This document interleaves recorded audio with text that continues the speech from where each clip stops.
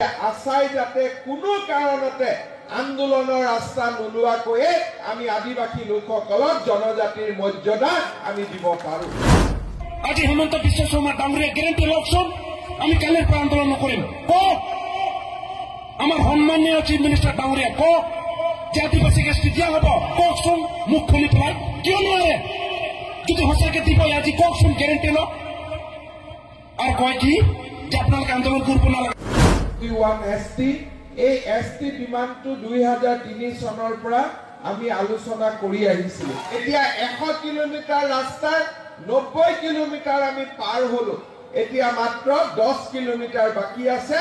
সেই 10 কিলোমিটাৰো আমি যদি পাৰ হৈ যাওঁ তেতিয়াহ'লে আমাৰ আদিবাসী লোকসকলে জনজাতীয় লোকৰ মৰ্যাদা পাবলৈ সক্ষম হ'ব।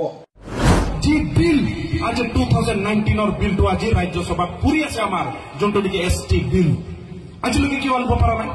আৰু এটা বিল 1 পৰা 8 বছৰলৈকে থাকিব পাৰে, তাৰপিছত কিন্তু এইটো বেলেগ লাইনত গুচি যাব। আজি আমাৰ 6 বছৰ হৈ গ'ল, বিলটো পৰি আছে। কোনদিন আনিব?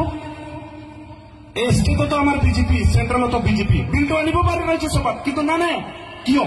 আমি কি লিখিছিলো মেমৰেণ্ডামত? 1 নম্বৰত লিখা আছে we want ST, we want scheduled tribe. এটু কি আপোনালোকে পঢ়িব নাজানে? সরকার তথা বিজেপির মানুষবিলাক এমএলএ এমপি বিলাক কি পঢ়িব নাজানে? তেতিয়াহ'লে এই এছটিৰ কথা কিয় আলোচনা কৰা নাই? আপোনালোকে বিধানসভা কিমানটা পাৰ কৰিল, কিমানটা এছেম্বলি পাৰ কৰিল, একবাৰ আদিবাসীৰ এছটিৰ কথা আলোচনা কৰিছে?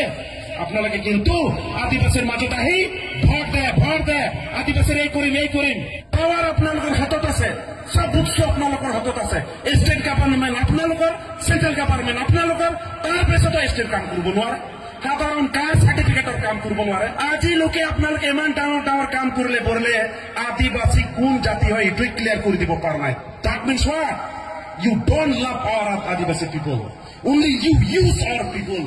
আজিৰ পৰা আপোনালোকক কৈ দিছো, যি হল বহুত হল, ধৈৰ্যৰ এটা সীমা আছে ৰে ভাই। এই চিধা চাধা আদিবাসীক ধক্কা দি আছে। খালি এনে গোটাগুটিকে কৈ দিলে আমি মানিম নেকি? নামানো। আপোনালোকে এইটো কৈ আমাৰ জাতিক ধ্বংস কৰি আছে। আৰু আমাক ক'ব আন্দোলন কৰিব নালাগে, কিয়নো ডেমক্ৰেচি চিষ্টেমত আমি আন্দোলন কৰি আছো বা জনাই আছো। আমাৰ দুখ বেদনা জনাবৰ কাৰণে ভাৰতৰ সংবিধান আৰ্টিকেল 19 কৈ আছে, আমিতো জনাব পাৰো। Right to express our feelings, right to express our grievance, এইটো কি জনাব নোৱাৰো নেকি? তাৰ মানে আপোনালোকৰ দাল মে কুচ কালা হয়। সেইকাৰণে আপোনালোকে মানুহ জমা হ'ব নিদিয়ে। আদিবাসীক যদি অট'নমাছ কাউন্সিল নিদিয়ে, মাটিৰ পাট্টা নিদিয়ে, তেতিয়াহ'লে হেমন্ত বিশ্ব শৰ্মা ডাঙৰীয়াকো আমি আমাৰ আদিবাসী গাঁৱত সোমাবৰ কাৰণে একেবাৰে বন্ধ। হয় নে নাই বলা? বন্ধ।